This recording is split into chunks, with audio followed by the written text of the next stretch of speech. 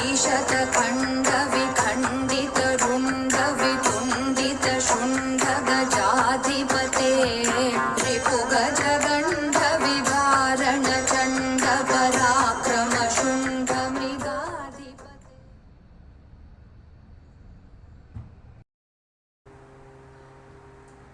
नमस्कार। International yoga society की तरफ से मैं आप सभी का एक सत्संग में फिर से स्वागत करती हूँ। जैसा कि हमने कल बताया था, यह सत्संग नवरात्रि के दौरान 17 से 26 अक्टूबर तक रोज आयोजित किया जाएगा। इसमें हम आपके साथ दुर्गा सप्तशती की कथा का पाठ करेंगे और उस कथा में जो गूढ़ संदेश छुपा हुआ है उसको समझने का प्रयास करेंगे।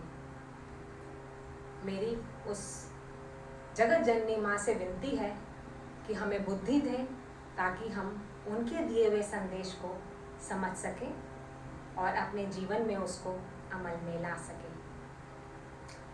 ऐसा करने से हमें अपने जीवन में जो चुनौतियाँ हैं उनको सामना करने के लिए एक नई दिशा मिलेगी और अपनी परिस्थितियों को देखने की एक नई दृष्टि मिलेगी। इसको समझने के लिए हम अपने दैनिक जीवन से एक साधारण सा उदाहरण लेते हैं। आपने देखा होगा कि जब कोई बच्चा, अबोध बच्चा बाहर खेलता है और खेलते खेलते मिट्टी खाने लगता है तो उसकी माँ अंदर से बाहर आती है, बच्चे को डांटती है और उसको मिट्टी से दूर लेके जाती है। बच्चा रोता है, चिल्लाता है, गुस्सा करता है। उसको लगता है मेरी माँ कितनी निष्ठुर है, मैं कितने आनंद में था, पर मेरी माँ ने मुझे पीड़ा दी, ऐसा क्यों किया? लेकिन जब वही बच्चा बड़ा हो जाता है तो वो भली भांति समझता है कि उसकी माँ ने जो भी किया वो उसकी भलाई के लिए ही किया। इसी तरह हम सब के जीवन में भी तरह तरह की परिस्थितियाँ आती हैं, अच्छी बुरी सब तरह की। हमें पूरा अडिग विश्वास अपनी माँ पे बनाए रखना है कि वो जो भी कर रही हैं, हमारे जीवन में जो भी घटित हो रहा है, वो माँ हमारी भलाई के लिए ही कर रही है। उस करुणामयी माँ में हजारों हजार माँओं को एक साथ मिलाएं, उससे भी ज़्यादा ममता और स्नेह भरा हुआ है। हमें बस इतना करना है, एक हाथ से अपने सांसारिक कर्तव्यों को पूरी निष्ठा से निभाते जाना है और दूसरी हाथ से उस ममतामयी माँ का आंचल थामे रखना है। इन्हीं शब्दों के साथ अब मैं इंटरनेशनल योगा सोसाइटी के अध्यक्ष श्री स्वामी शशि भूषणानंद जी को दुर्गा सप्तशती की कथा को आगे बढ़ाने का आग्रह करती हूँ। स्वामी शशि भूषणानंद जी।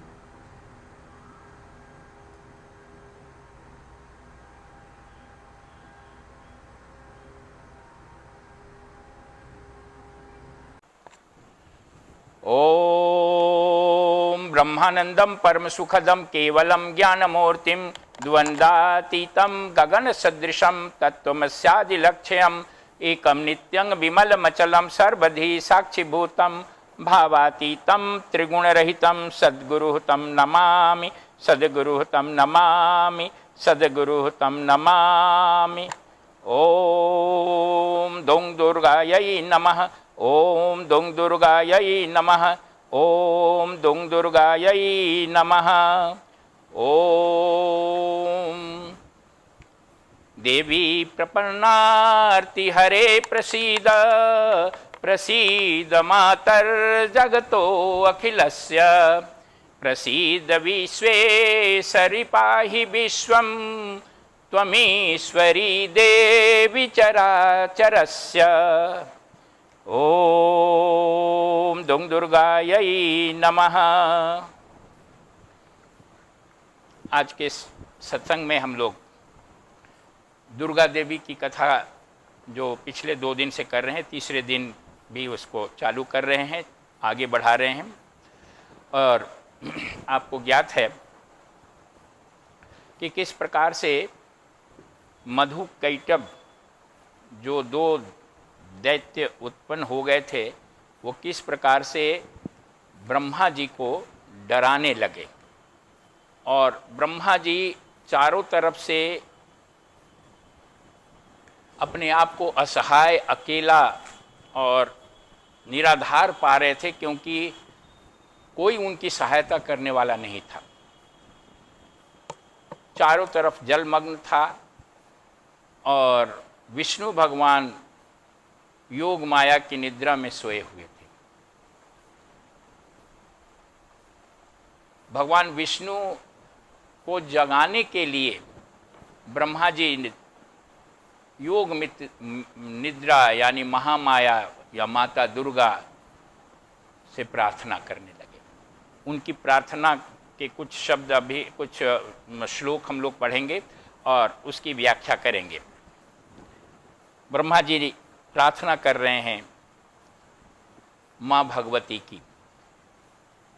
त्वं स्वाहा त्वं स्वधा त्वं हि वषट्कारः स्वरात्मिका सुधा त्वम् अक्षरे नित्ये त्रिधा मान्यात्मिका स्थिता अर्धमात्रा स्थिता नित्या यानुचार्या विशेषतः त्वमेव संध्या सावित्री त्वं देवी जननी परा त्वयैतद्वयायर्धते विश्वं त्वयैतत् सृज्यते जगत् त्वयैतत् पाल्यते देवी त्वमत्यस्ने च सर्वदा विशिष्टौ सृष्टिरूपा त्वं स्थिता रूपा च पालने तथा संहृति रूपान्ते जगतो अस्य जगन्मते महाविद्या महामाया महामेधा महास्मृति महामोहा च भवति महादेवी महासुरी प्रकृतिस्तस्त्वं च सर्वस्य गुणत्रय विभासिनी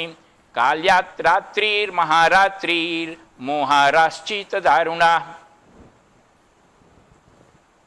ये भगवान ब्रह्मा जी की स्तुति देवी की जा रही है, लेकिन इसमें एक मिस्टिक मीनिंग है। इसका एक गुह्य रहस्य है, अर्थ है और एक खास बात को खास दिशा में ये स्तुति जो है वो इंगित करती है।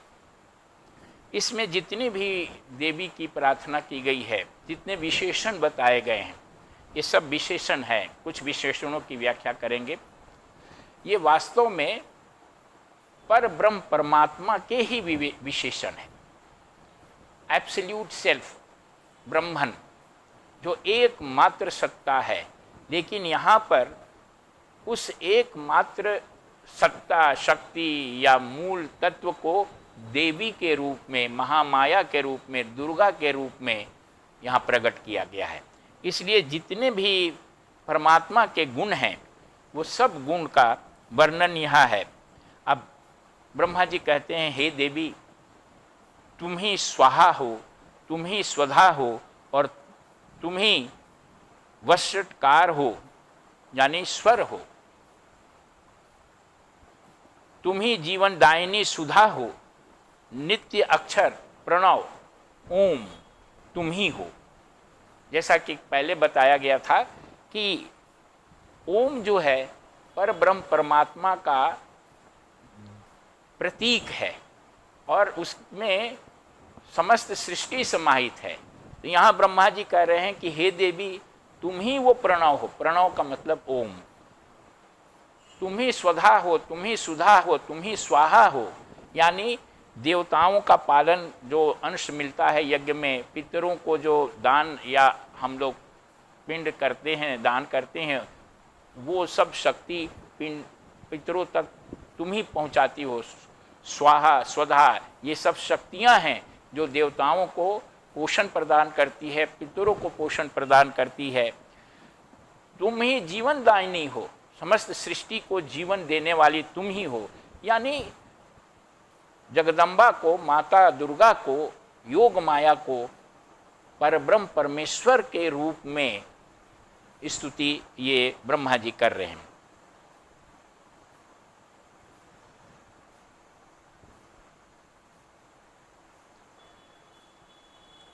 यहां एक सेटिंग जरा देखिए। ब्रह्मा जी स्वयं को अकेले प्राप्त महसूस करते हैं। मधु कैटभ दैत्य उनको भयभीत कर रहा है, और वो जो है माता दुर्गा की स्तुति करते हैं कि वो भगवान को जगाए, विष्णु भगवान को जगाए। ये साधक की एक नाटकीय प्रस्तुति है। साधना काल में, और वो स्थिति क्या बनी हुई है, प्रलय का जल चारों तरफ फैला हुआ है, दूर दूर तक कहीं कोई और चीज दिखता ही नहीं है।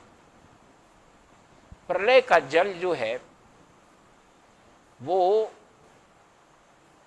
भ्रम का प्रतीक है। ये जो संसार है, दूर दूर तक ये सृष्टि दिखती है, ब्रह्मांड दिखता है। जहां तक आपकी दृष्टि जाती है, ये सब का सब संसार, सृष्टि, जगत, ये प्रलय का जल है। मतलब ये जो दिखता है वो नहीं है। ये मृग मरीचिका की तरह भाषित हो रहा है। जैसे मृग मरीचिका दिखती है कि झिलमिल जल है, लेकिन वहां जल होता नहीं है, वैसे ही प्रलय का जो जल फैला हुआ है वो दिख रहा है कि चारों तरफ जल है, लेकिन वो प्रलय का जल वास्तव में माया की भ्रामक स्थिति है, जिसमें सत्य का यथार्थ ज्ञान नहीं हो पाता है, सत्य उसमें छिपा होता है। जैसे मृग मरीचिका के पीछे वास्तविक सत्य जो गरम बालू है वो नहीं दिखता है।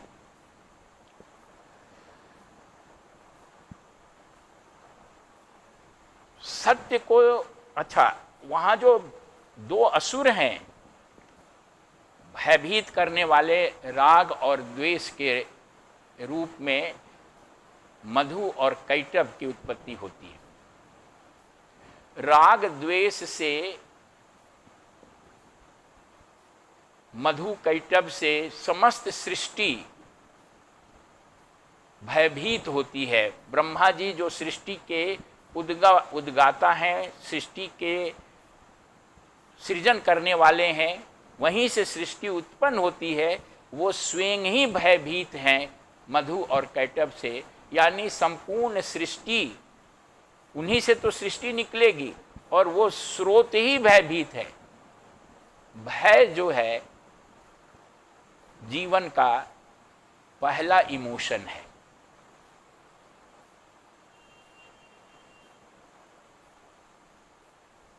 व्यक्ति जब जन्म लेता है तो सबसे पहले क्या होता है, रोता है। वो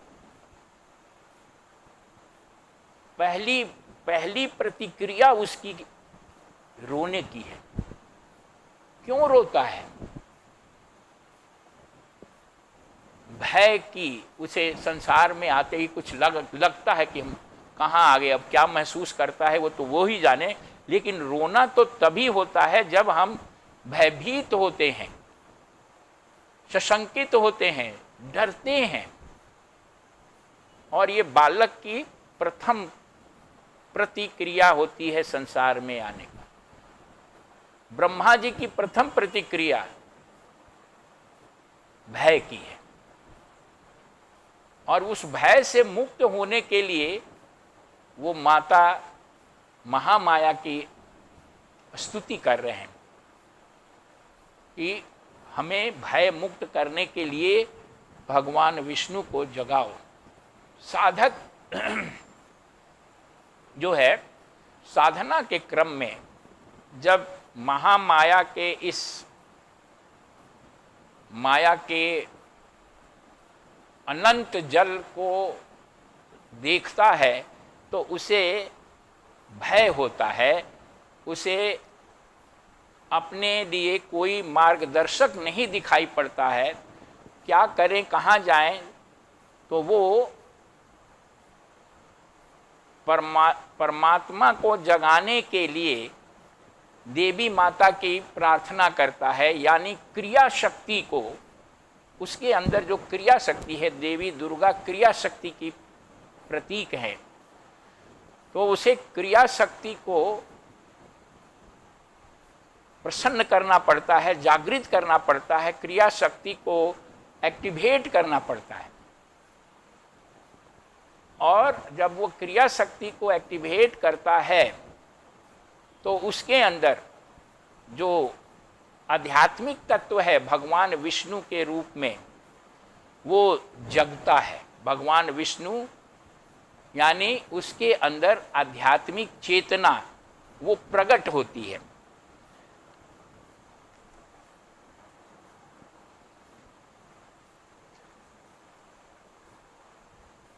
भगवान ब्रह्मा जी देवी माता को बहुत सारे विशेषणों से बताते हैं कि तुम परम जननी हो, तुम ही विश्व ब्रह्मांड को धारण करने वाली हो, तुम ही जग सृष्टि को उत्पन्न करती हो, सृष्टि को बनाए रखती हो, सृष्टि का लय करती हो, और तुम ही महाविद्या हो, तुम ही महामाया हो, और तुम ही महामेधा हो, तुम ही महास्मृति हो। व्यक्ति को ज्ञान देने वाली और व्यक्ति को भ्रमित करने वाली, ये दोनों शक्तियां जो हैं वो दुर्गा ही हैं।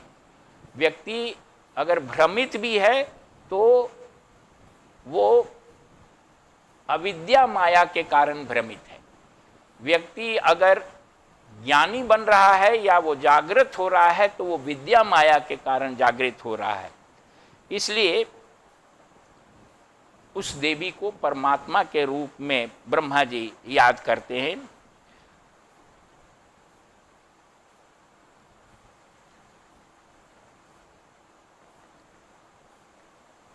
त्वमेव संध्या त्वमेव सावित्री त्वं देवी जननी परा। तुम संध्या हो। संध्या में यहां पर ये प्रतीक रूप से समझने की जरूरत है। दिन जो है वो जागने का है, यानी जब इस सृष्टि का प्रसार होता है, इसके प्रति जब हम सचेत होते हैं, जब इसके प्रति हम अवेयर रहते हैं, तो ये सृष्टि वास्तविक लगती है। ये दिन है, दिवस है, जागृत चेतना में है।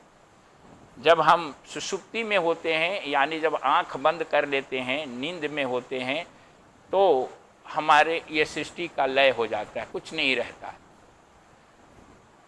पलक खोलते ही सृष्टि होना, पलक बंद करते सृष्टि का लय होना, ये क्रियाशीलता और अक्रियाशीलता का परिचायक है। अक्रियाशीलता भी माया देवी है, क्रियाशीलता भी माया देवी है। संध्या में ऐसा होता है कि न दिन होता है न रात होती है। संध्या मतलब दिन और रात के जंक्शन को कहते हैं। यानी आंख न खुली है न आंख बंद है। आंख में मतलब न जागृत हैं न सोए हुए हैं। यानी जागरण और सुषुप्ति से परे वही संध्या है। वो देवी जो हैं वो क्रियाशीलता और अक्रियाशीलता से परे हैं, ट्रांस से ऊपर हैं। वो न तो क्रियाशील हैं न वो अक्रिय हैं। यानी परब्रह्म परमात्मा जो है वो न तो काम करता है और न ही वो निष्क्रिय रहता है। वो क्रिया अक्रिया से परे है। इसी बात को संध्या शब्द में यहाँ पर बताया गया है। सावित्री, जितने भी अज्ञानी लोग हैं वो सब त्रिपुटी के अंदर हैं। त्रिपुटी मतलब तीन चीज जहां बनी रहती है, जागृत, स्वप्न, सुषुप्ति, ये एक त्रिपुटी है। दृष्टा, दृश्य और दर्शन, ये दूसरी त्रिपुटी है। ये जो तीन तीन चीजें हैं, तो सावित्री यानी जो ये त्रय है, तीन है, जो उससे ऊपर है। देवी जो है वो इन सारी त्रिपुटियों से, यानी दृष्टा, दृश्य, दर्शन, जागृत, स्वप्न, सुषुप्ति या अन्य जो त्रिपुटियां हैं उनसे वो परे हैं, यानी वो ट्रांसेंडेंटल है, भावातीत हैं।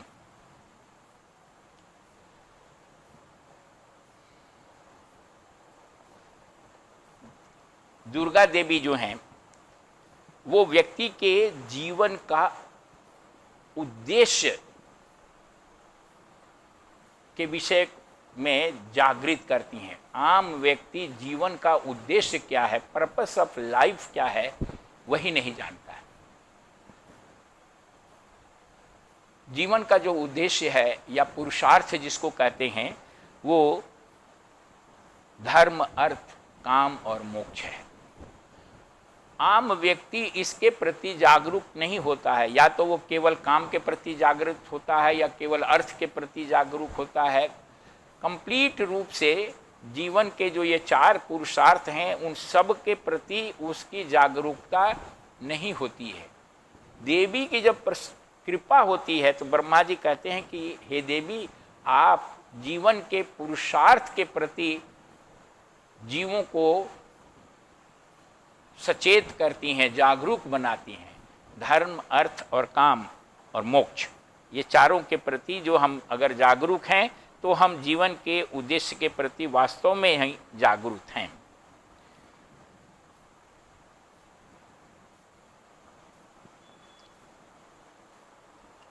देवी परम माता हैं।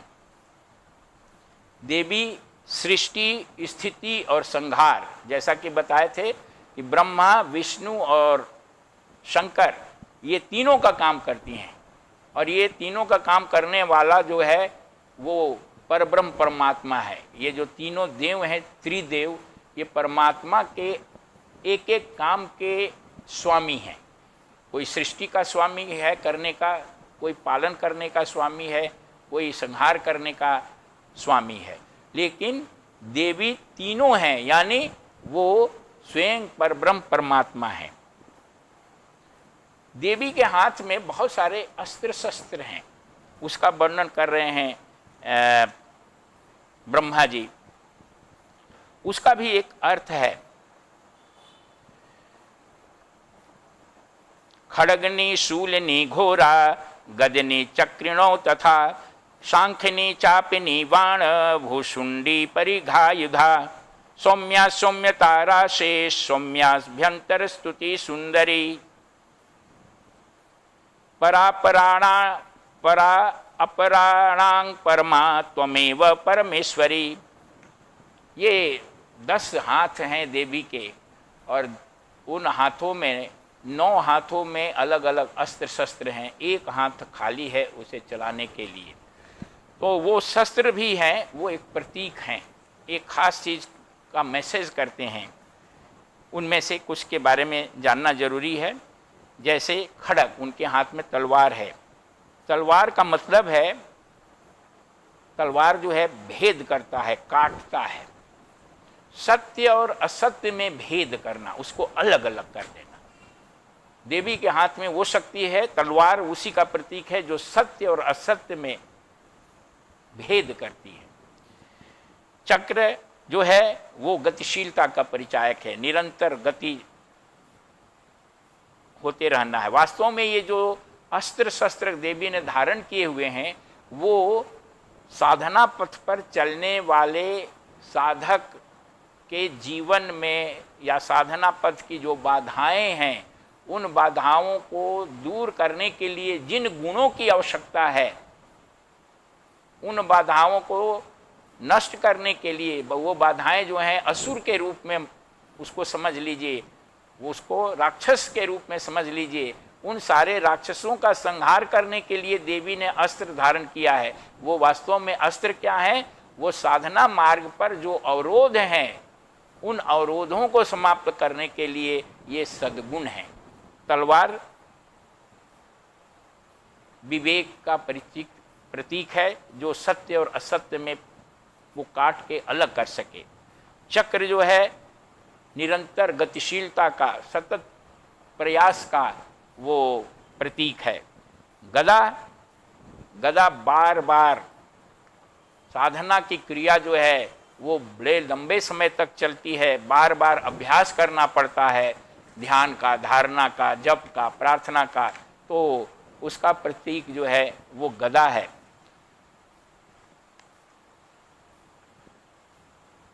चाप का तुरीण जिसमें बाण रखा जाता है, वो दिव्य विचारों के बाण हैं। दिव्य विचार जो है वो तर्कस में यानी चेतना में, मन के तुरीण में दिव्य विचारों के बाण हैं। परिघ का मतलब होता है एक हथौड़े जैसा चीज।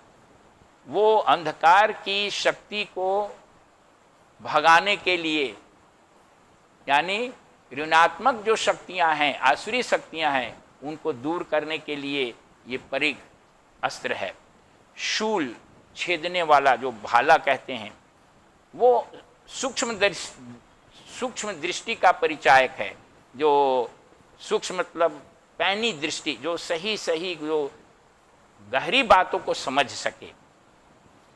भुसुंडी एक अस्त्र है, जो एक तरह का मिसाइल है, जो चलाया जाता है और दूर में जाकर के वो आघात करता है। तो ये श्रद्धा का परिचायक है, शक्ति का परिचायक है। उनके हाथ में खोपड़ी भी है, एक में शिर, वो वैराग्य का प्रतीक है। एक हाथ में शंख है, जो विवेक के जागरण का प्रतीक है।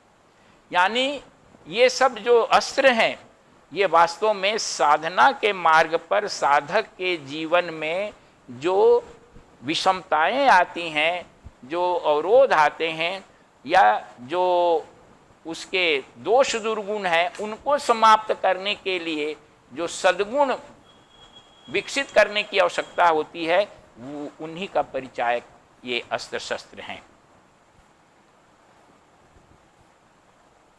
अब ब्रह्मा जी कह रहे हैं कि हे माता, आप भगवान को जगाइए, आपके प्रभाव से ही वो सोए हुए हैं, और उन असुरों, जिससे कि उन असुरों का नाश हो। इसके साथ साथ ये भी कहते हैं कि हे माता, आप उन असुरों को भी भ्रमित कीजिए जिससे कि उनका नाश हो सके। उन असुरों को भी भ्रमित कर दीजिए जिससे उसका नाश हो सके। तो ये ब्रह्मा द्वारा देवी की स्तुति वास्तव में राग और द्वेष को समाप्त करने के लिए साधक द्वारा की गई साधना का प्रतीक है। राग और द्वेष साधना में बड़े बाधक हैं, ये महाशत्रु हैं। ये जब तक रहेंगे, राग का मतलब होता है जो अहंकार को अच्छा लगे उसके प्रति आसक्ति, उसके प्रति लगाव, और द्वेष का मतलब होता है कि जो अहंकार को खराब लगे, बुरा लगे, पसंद नहीं है, उसके प्रति जो है विद्वेष, घृणा। ये दो भाव जो साधक के अंदर जब तक बने रहेंगे, तब तक उसके अंदर जो ये राक्षस जो हैं वो वर्तमान रहेंगे, तब तक वो भयभीत होता रहेगा, और तब तक उसके अंदर की जो ईश्वरीय शक्ति है, भगवान विष्णु है, तब तक सोए रहेंगे। तो उस राग और द्वेष को समाप्त करने के लिए साधक को माता दुर्गा यानी महामाया को प्रसन्न करने की आवश्यकता होती है। इसका ये निहितार्थ है। देवी माता दुर्गा रजस तमस की अधिष्ठात्री देवी हैं, और हमारे आपके अंदर जो कुछ भी पॉजिटिव या निगेटिव है, सकारात्मक सद्गुण और दुर्गुण, वो सब उसी माता के कारण है, और वो माता ही उसको प्रदान करती हैं, और उनके आशीर्वाद से ही हम उसको दूर कर सकते हैं। जब ब्रह्मा जी ने, कथा का आगे वर्णन है, ब्रह्मा जी ने जब माता दुर्गा की आराधना की तो दुर्गा प्रसन्न हो गई, और भगवान विष्णु के विभिन्न अंगों में वो व्याप्त थी। तभी वो भगवान जो थे योग निद्रा में सोए हुए थे, उनके विभिन्न अंगों से वो बाहर निकल गई, उनकी नासिका से, उनके सिर से, उनके वक्ष से, उनके बाजू से, यानी विभिन्न अंगों से महामाया माता दुर्गा बाहर निकली, और उनके बाहर निकलते ही के साथ भगवान विष्णु जो थे वो जाग गए, और भगवान विष्णु के जागने के बाद उन्होंने देखा कि सामने दो राक्षस विद्यमान हैं, और जैसा कि पहले ब्रह्मा जी ने प्रार्थना की थी कि इन राक्षसों को भी देवी भ्रम में डाल दें, तो सूक्ष्म रूप से वे राक्षस भी भ्रमित हो गए, और उन लोगों ने भगवान विष्णु को जब जगा हुआ पाया तो उनसे ही युद्ध करने लगे, विष्णु भगवान से। और वो युद्ध जो है बाहु युद्ध, मतलब बाजू से युद्ध होने लगा, और वो युद्ध 5000 वर्ष तक चला। 5000 वर्ष तक भगवान विष्णु ने राग द्वेष ये मधु कैटभ से युद्ध करते रहे। इतने लंबे समय तक युद्ध करने के बाद चूंकि उन दोनों की मति में भ्रम आ गया था, तो वो दोनों बड़े प्रसन्न हुए और खुद भगवान से कहने लगे कि आपकी युद्ध कला से, आपकी वीरता से हम बहुत प्रसन्न हैं। वो असुर कह रहे हैं, आप हमसे कुछ वर मांगिए, हम आपको वरदान देंगे। ये दुर्गा माता ने उनके मन को भ्रमित कर दिया था, इसलिए उनके मन में इस प्रकार के विचार आया कि वो भगवान से ही, भगवान को ही वर देने के लिए वो कहें, भगवान को वर देने के लिए वो तैयार हों और उनसे कहें कि आप मांगिए वर। भगवान वर देते हैं, इसके बदले में वो मधु और कैटभ ने ही भगवान से कहा कि आप वर मांगिए। ये ऐसा कहने के बाद जो भगवान तो यही चाह रहे थे, उन्होंने कहा कि यदि आप हम लोगों से, हमसे प्रसन्न हैं, तो हम बस एक छोटा सा वर यही मांगते हैं कि आप दोनों हमारे द्वारा मारे जाएं, हम आपको मार दें। अब चूंकि वो पहले से कह चुके थे कि आप जो वर मांगेंगे हम देंगे, और भगवान ने ये वर मांग लिया कि आप हमारे द्वारा मारे जाइए, तो उन्होंने सोचा कि अब तो इसको नकारा नहीं जा सकता है, लेकिन फिर भी उन्होंने अपनी बुद्धि लगाई। चारों तरफ देखा कि चारों तरफ पानी ही पानी है, कहीं कोई जगह नहीं है।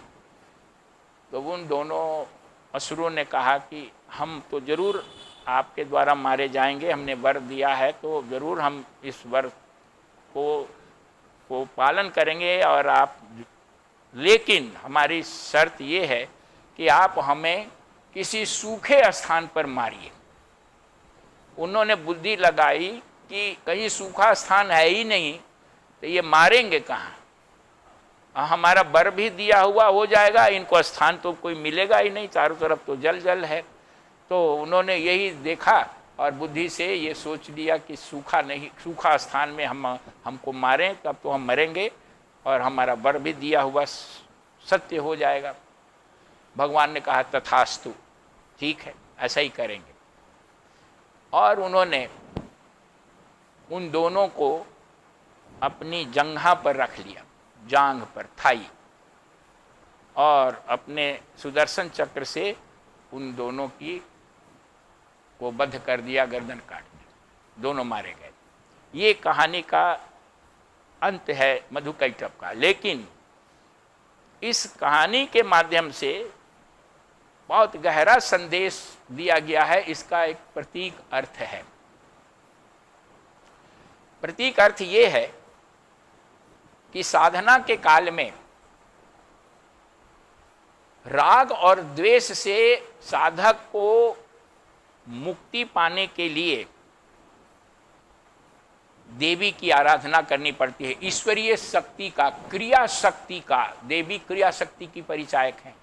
क्रिया शक्ति को प्रसन्न करना पड़ता है। आपके अंदर जो क्रिया शक्ति है उसको प्रसन्न करना पड़ता है। और क्रिया शक्ति यानी कि आप के व्यक्तित्व का जो चारों पक्ष है, क्रिया पक्ष, भाव पक्ष, संकल्प पक्ष और ज्ञान पक्ष, इन चारों पक्षों को समान रूप से विकसित करना पड़ता है। समग्र रूप से व्यक्तित्व का विकास करना पड़ता है। और वो समग्र रूप से व्यक्तित्व का विकास करना इतना आसान नहीं है, कठिन है। लंबे समय तक अभ्यास करना पड़ता है। भगवान विष्णु 5000 साल तक बाहु युद्ध किया, यानी राग द्वेष से लड़ते रहे, भुजाओं से, दूर दूर से नहीं, अस्त्र शस्त्र से नहीं। ये राग द्वेष लिपटे रहेंगे। भुजाओं का मतलब उनके साथ बॉडी टू बॉडी आपका है, यानी राग द्वेष की जड़ें इतनी गहरी होती हैं कि बहुत लंबे दीर्घ काल तक समग्र योग, संपूर्ण योग का अभ्यास करने के बाद अपने कर्म पक्ष को, भावना पक्ष को, संकल्प पक्ष को और ज्ञान पक्ष को उन्नत करने के बाद आप जो हैं राग और द्वेष से मुक्त हो सकते हैं। राग और द्वेष से मुक्ति पाना बहुत कठिन है।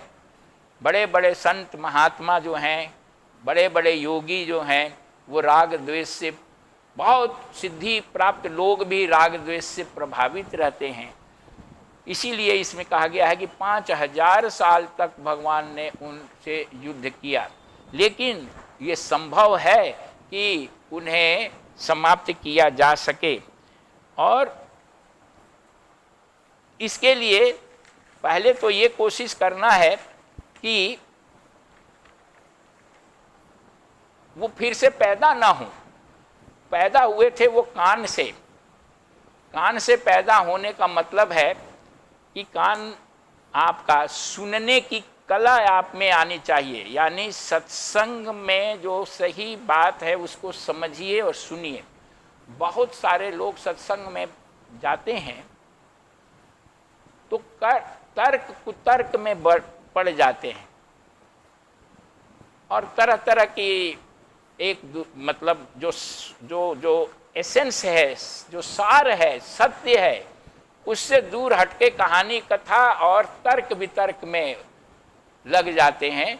और वो इसका मतलब है कि उन्हें श्रवण की कला सही से नहीं आती है।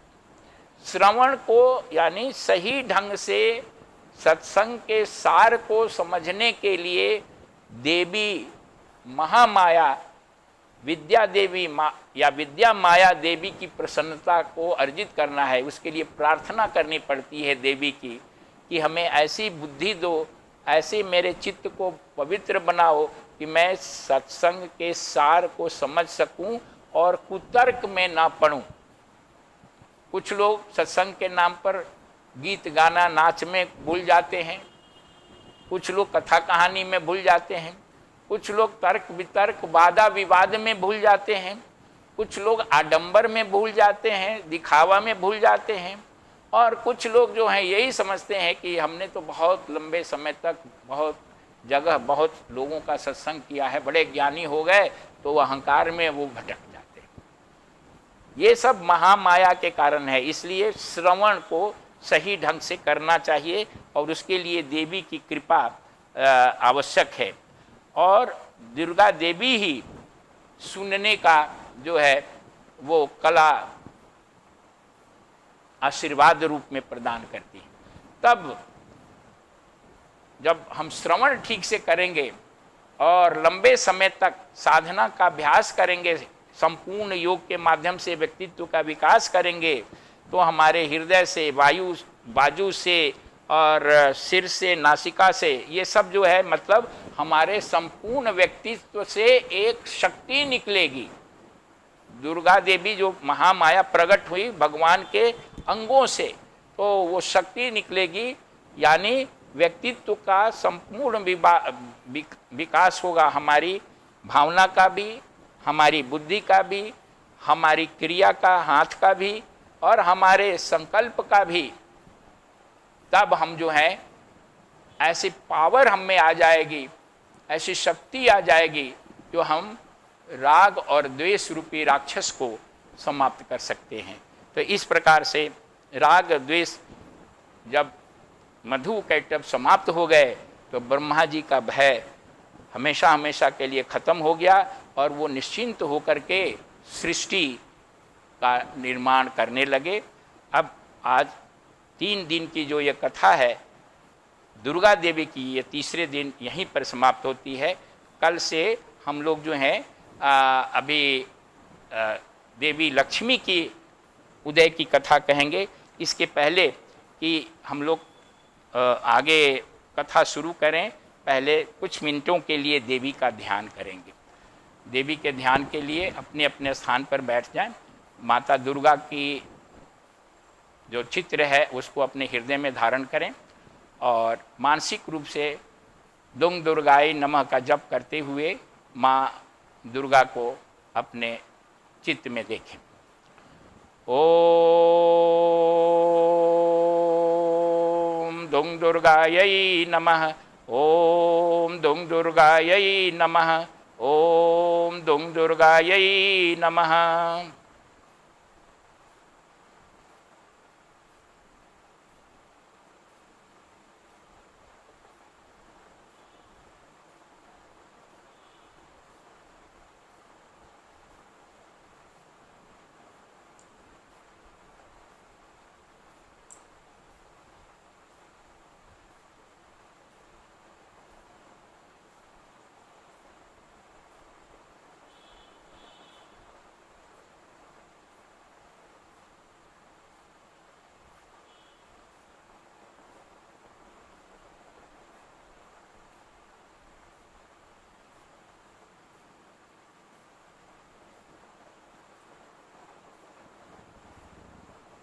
ओम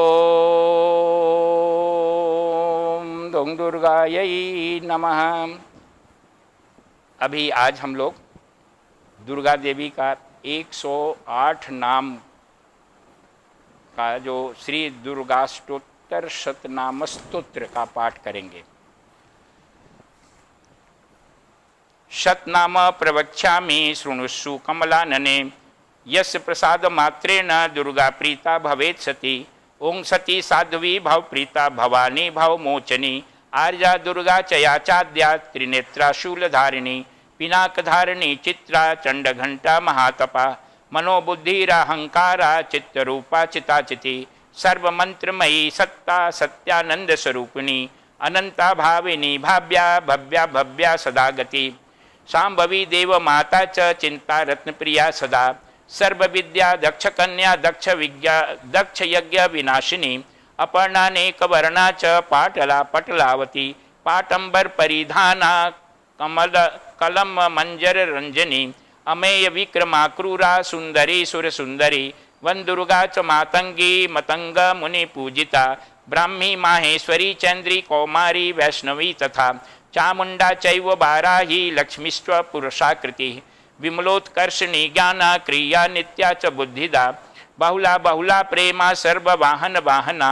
निशुंभ शुंभ हननी महिषासुर मर्दनी मधुकैटभ हंत्री च चंडमुंड विनाशिनी सर्वासुर विनाशा च सर्वदानव घातिनी सर्वशास्त्रमयी सत्या सर्वास्त्रस्य धारिणी तथा अनेक शस्त्र हस्ता च अनेकास्त्रस्य धारिणी कुमारी चैक कन्या च कैशोरी युवती यति अप्रौढ़ा चैव प्रौढ़ा च वृद्ध माता बलप्रदा महोदरी मुक्त केशी घोर रूपा महाबला अग्निज्वाला रौद्रमुखी कालरात्रिस्तपस्विनी नारायणी भद्रकाली विष्णु माया जलोधरी शिवदूती कराली च अनंता परमेश्वरी कात्यायनी च सावित्री प्रत्यक्षा ब्रह्मवादिनी य इदं पठे नित्यं दुर्गा नाम शताष्टकम् ना साध्यं विद्यते देवी त्रिषु कालेषु पार्वती धनं धान्यं सुतं जाया हयं हस्तिनमेव च चतुर्वर्गं तथा चान्ते लभेन्मुक्तिर्च शाश्वतम् ओम नमश्चंडिकायः ओम दुर्दुर्गायै नमः।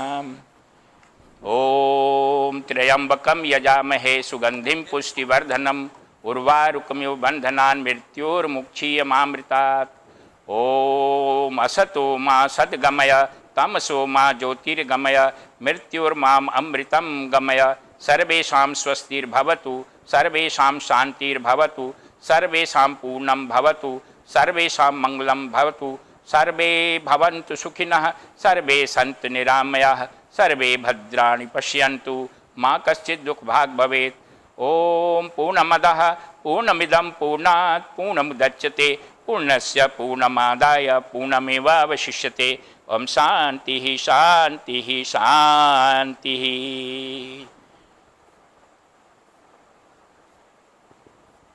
आप सभी को माँ दुर्गा का अनंत आशीर्वाद प्राप्त हो। आप सभी भक्ति मुक्ति और शक्ति से परिपूर्ण बने और इसी जीवन में आत्म साक्षात्कार के परम लक्ष्य को प्राप्त करें। इन्हीं शुभेच्छाओं के साथ आज का सत्संग समाप्त करते हैं और कल से 3 दिन तक महालक्ष्मी की आराधना होगी और उसके बाद महासरस्वती की 3 दिन की आराधना होगी। ओम शांति ही शांति ही शांति ही। हरि ओम। अभी आपने स्वामी शशि भूषणानंद जी से प्रेरक सत्संग सुना। हम आशा करते हैं कि आप इन संदेश को अपने जीवन में अमल में लाने का प्रयास करेंगे और अपने लिए, अपने परिवार, समाज, देश और विश्व के लिए सुख और शांति के स्रोत बनेंगे। मैं जगत जननी माँ से प्रार्थना करती हूँ कि आपके और आपके परिवारजन पे प्रेम, कृपा और अपनी दया दृष्टि हमेशा बनाए रखें। अब आरती के बाद हम आज के इस सत्र का यही समापन करेंगे। हरिओम तत्सत।